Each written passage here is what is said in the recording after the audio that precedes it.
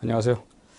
자, 이 시간에 볼 문제는 2016년입니다. 2016년 4월 9일 국가직 9급 교육행정직 국가직 9급 교육학 개론입니다. 자, 2016년 4월 국가직이라고 했죠. 자, 문제 보겠습니다. 1번. 다음에 해당하는 교육과정의 관점은, 자, 교육과정. 자, 교육과정 그러면은 일단 교과 중심, 그 다음에 경험 중심, 학문 중심, 그 다음에 인간 중심. 이렇게 갑니다. 교육과정 자체 네 가지를 가지고 볼 때는. 그래서 이제 가장 먼저 나왔던 교과 중심이 전통적 교육과정이라고 말하죠. 말 그대로 교과서를 가지고 교사가 학생들에게 일방적으로 하는 것이죠. 그러다 보니까 학생들이 수동적이 되고 그렇게 썩 주체적으로 활동을 하지 않는다. 그래서 결국 이제 진보주의 교육학자들, 뒤를 중심으로 이런 사람들이 들고 나온 것이 이제 경험 중심 교육과정에서 20년대 이후에 들고 나오죠. 근데 경험 교육과정은 철저히 학생들 흥미, 모든 걸 학생들의 포커스를 맞추죠. 주체적으로. 학생 흥미, 학생들이 하고 싶은 것. 근데 문제는 이제 그러다 보니까 기초 지식이 함양이 안 되는 것이에요. 거기다 결정적으로 1957년 미국은 소련의 스푸트니크의 충격을 먹게 되죠. 그래서 이건 아니다. 라고 해서 브루너를 중심으로 해서 학문 중심 교육과정이 나오게 됩니다. 학문 중심 교육과정의 또 단점은 지나치게 학문 중심으로 하다 보면은 몰인정해지더라 말이야. 다시 말하면 인간성에 어떤 결여가 보이더라. 그래서 1960, 70년대 이후에 나오게 된 것이 인간 중심 교육과정 이렇게 나옵니다. 그래서 네 가지로 말하죠. 교과 중심이냐, 경험 중심이냐, 학문 중심이냐, 인간 중심이냐.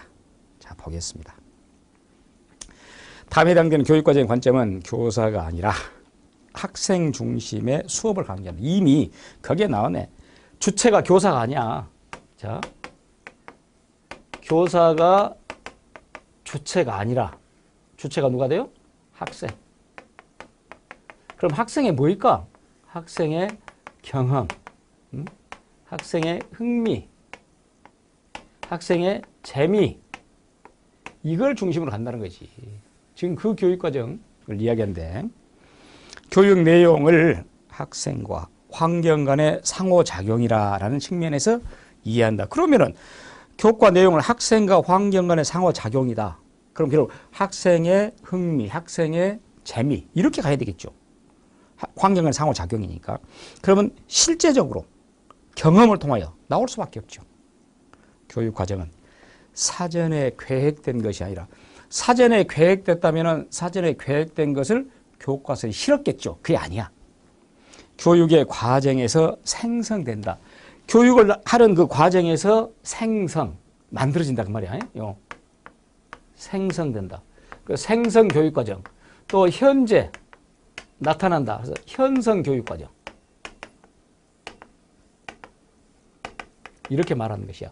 생성 교육과정, 현성 교육과정 이렇게 말하는 것. 이걸 뭐라 그러냐? 이걸 경험 중심 교육과정. 또 다른 말로 아동 중심 교육과정.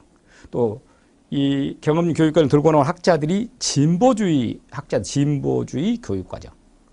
또 특히 얘네들은 진보주의 교육과정은 경험중 교육과정에서 중요시인 것은 전인 양성입니다. 전인 교육이야.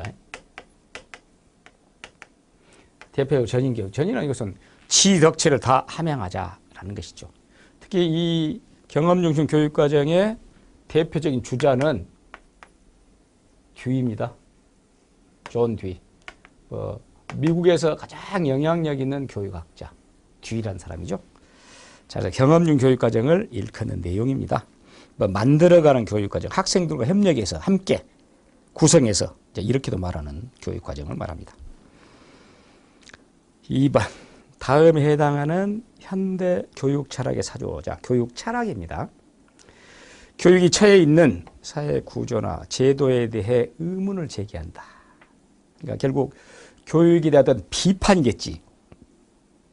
처해 있는 사회 구조나 제도에 대한 의문이니까 비판하겠죠.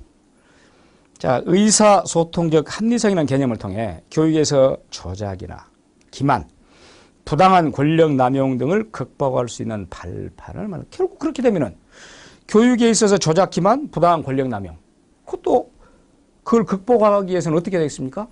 비판해야 되겠죠.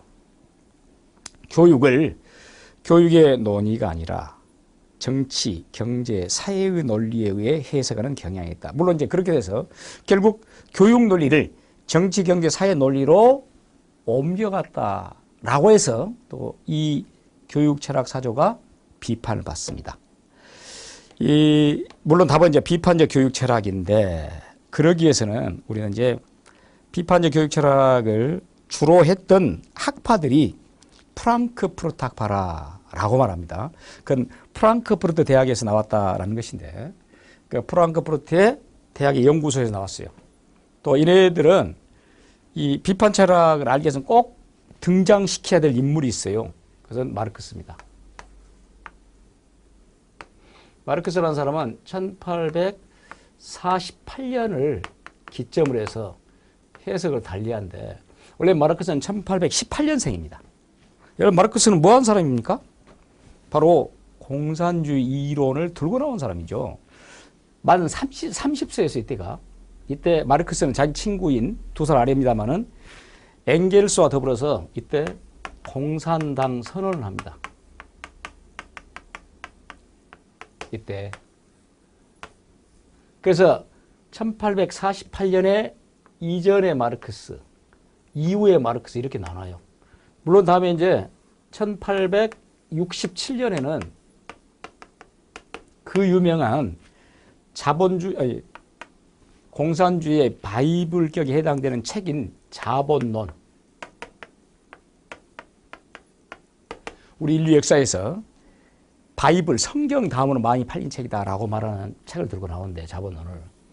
그 이전에 1848년에 이전의 마르크스를 이렇게 말해요. 영 마르크스.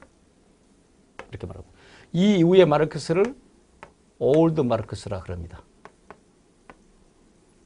그런데 1848년 이후의 마르크스는 아예 공산주의 이론을 들고는 공산주의자가 된 것이고, 그 이전은 마르크스는 원래는 여러분들 공산주의자가 아니었어요.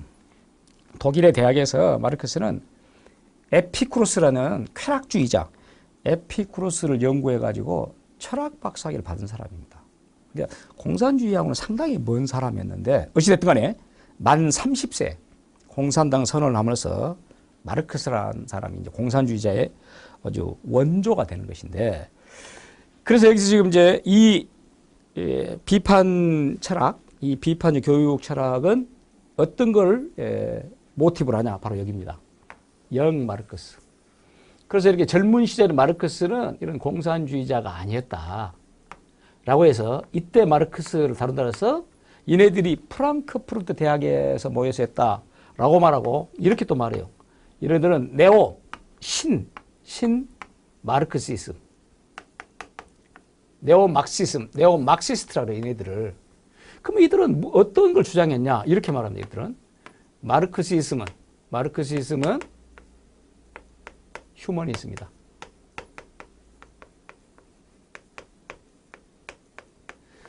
라고 해서, 특히 오늘날 현대사에서 인간 소외, 이 산업사에서, 현대 산업 공업사에서 인간 소외, 특히 교육도 마찬가지입니다만은 이런 인간 소외를 다루면서 마르크시즘은 휴머니즘이다 라고 주장한 이네들, 아도르노, 마르쿠세, 하버바스, 이런 사람들이 대표적인 학자들입니다.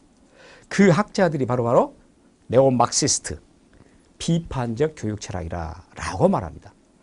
특히 이제 이 비판 이론의 핵심 개념, 방금 제가 말했습니다만은 어떤 이론에 대한 것, 또 과학적 접근을 거부하고 계몽주의 사상을 또 갖고 있고, 해방, 인간 해방, 마르크스 이론을 수정하려고 하는 것, 그러니까 네오 막시스트야.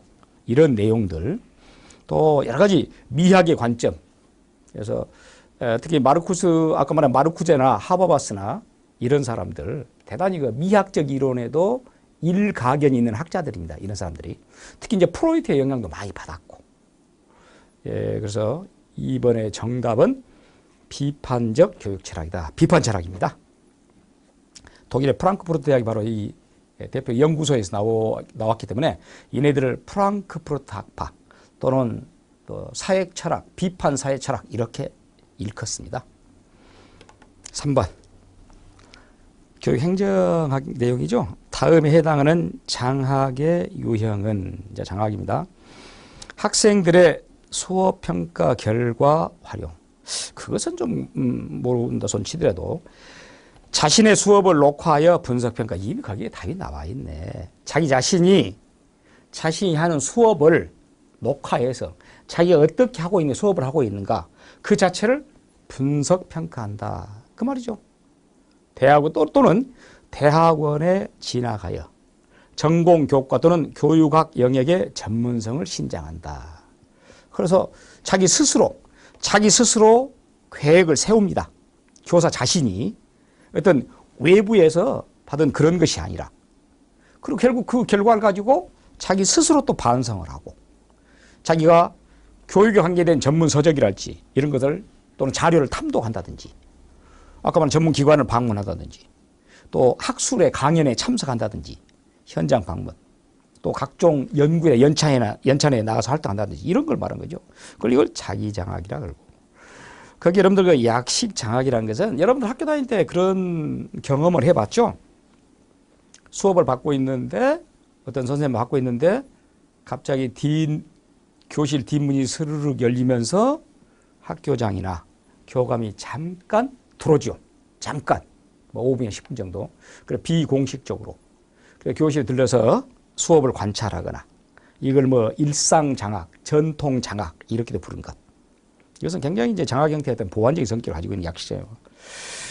그 컨설팅 장학이라는 것은 전문성을 갖춘 장학 요원에게 교사가 의뢰를 합니다. 아예 컨설팅을 해달라라고 해서 그렇게 하는 장학. 물론 이제 컨설팅 장학도 자기의 어떤 그 수업 능력이랄지 이런 걸 더 향상시키기 위해서 일부러 그렇게 의뢰를 하는 그런 경우도 있고. 동료 장학이라는 것은 교사들 한 3, 4명이 자신들끼리 팀을 만들어요. 동료를. 그리고 서로가 자기 동료들을 수업 관찰한다든지 그렇게 해서 서로 협동하고 장단점을 서로 주고받고 그렇게 사는 것을 동료 장학이라고 말하고. 자, 여기는 자기 장학입니다. 특히 자기 장학도 요즘에 이제 필요한 것이 왜냐면은 아무래도 이제 자기 스스로 요즘 같은 경우는 자료를 찾아낼 수 있는 그런 부분이 많잖아요. 뭐 인터넷이랄지 이런 부분이 발달했기 때문에 충분히 자기가 또 교육 매체들이 많이 나타나잖아요. 그러니까 뭐 소형 카메라를 하나 사가지고 자기가 하는 강의를 스스로가 찍어서 녹화해서 모니터링 해보고 그렇게 해서 자기의 어떤 수업 능력도 확인해보고 그런 자기 장학 요즘은 많이 행해지고 있습니다.